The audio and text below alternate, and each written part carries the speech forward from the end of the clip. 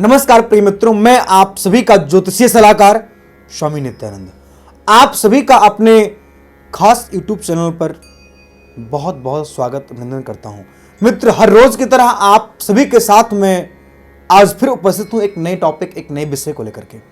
मित्र, इस चैनल के द्वारा एस्ट्रो स्वामी जी के द्वारा आप बहुत शास्त्र, धर्म, ज्योतिष, अध्यात्म, वेद, पुराण, कथा, अनन विषयों के बारे में एस्ट्रो स्वामी जी के द्वारा आप बहुत कुछ जानते हैं।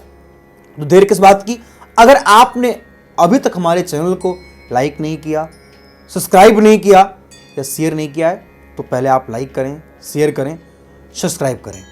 आगे चलते हैं हम और आप जानते हैं कि आगे क्या है कुछ खास। मित्रों, बहुत सारी स्त्रियों, बहुत सारी बहनों का कहना है, गुरुजी हम अपने पति के दिल पर राज कैसे करें। हर एक स्त्री चाहती कि मेरा पति मुझसे बहुत प्रसन्न रहे, लेकिन ऐसा हो कहां पाता है। मित्र, बहन, आपको बताऊं मैं, आप कितना भी अकथ प्रयास क्यों ना कर लें, आपका पति तब तक आपसे प्रसन्न नहीं होता है। कब तक? जब तक आपके ग्रह आपको सपोर्ट नहीं करते हैं, तब तक। अपने पति को प्रसन्न करने के लिए सबसे बड़ा एक काम ये करें कि आप अपनी पत्रिका का संपूर्ण जन्मान चक्र का संपूर्ण अपनी जन्म पत्रिका का एक बार विवेचन करवाएं। पूरी पत्रिका को आप पहले चीज तो दिखाएं, विश्लेषण करवाएं, और फिर आपको वहां से हम उपाय बताएंगे कि आप अपने पति को प्रसन्न कैसे करें।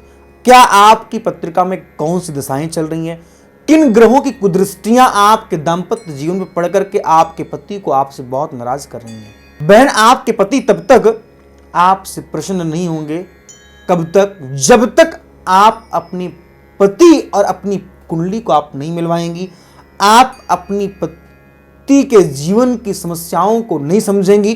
बहन, हर कोई चाहता कि मैं अपने पति को बहुत प्यार करूं, और बहन आप प्यार करते भी हो सच में। जितना स्त्री वर्ग अपने पति से प्यार करता, शायद मुझे लगता है कि उतना बहुत कमी ऐसे लोग होंगे जो अपनी पत्नी से भी प्यार करते होंगे। एक स्त्री अपने पति के लिए क्या नहीं करती है? धन दौलत, परिवार, मम्मी पापा सब कुछ छोड़कर। और सोचो स्त्री क्या होती है। ऐसी स्त्री भी वेद व्यास जी महाराज ने नहीं लिख दिया है कि स्त्रिया समस्तव देवी रूपा। ऐसे देवी स्वरूप उनको नहीं कहा गया है। बहुत बड़ा प्रत्याग स्त्रियों का हमारे संसार में रहा है। और आज भी बेचारी, आज भी हमारी बहनें, आज भी हमारी माताएं बहुत पीड़ित रहती हैं। कई बार तो ऐसी सी माताएं बहनें हमारे पास आती हैं जो रोने लगती हैं अपने दुखों को कहते कहते। प्लीज भाइयों, मैं आपसे रिक्वेस्ट करता हूं कि आप किसी बहन को, किसी की बहन आपकी पत्नी, किसी को पीड़ा मत दीजिए। सोचिए आप के लिए कितना बड़ा प्रत्याग, अपने घर परिवार, माँ बाप सबको छोड़कर आपके लिए तो आती है ना। और आपके लिए इतनी दूर से वो इतना बड़ा प्रत्याग करके आती है, और आप अगर आप उसको पीड़ा देंगे तो फिर वो किसके पास जाएगी? क्योंकि उस एक पत्नी के लिए सबसे बड़ा परमेश्वर उसका पति होता है। और मुझे लगता है कि एक पत्नी जो अपने पति से बातें कर सकती है, जो बता सकती है, जो कुछ कह सकती है ना, वो किसी से कुछ कह भी नहीं सकती है। जो बातें एक स्त्री अपने पति से बता देती है, वो अपनी माँ से, पिता से, भाई से, बंधु से, भाभी से, नानी से, काके से, किसी से भी नहीं बता सकती है। किसी से वो चीजें शेयर नहीं कर सकती है। इसलिए प्लीज आप किसी को कष्ट मत दें।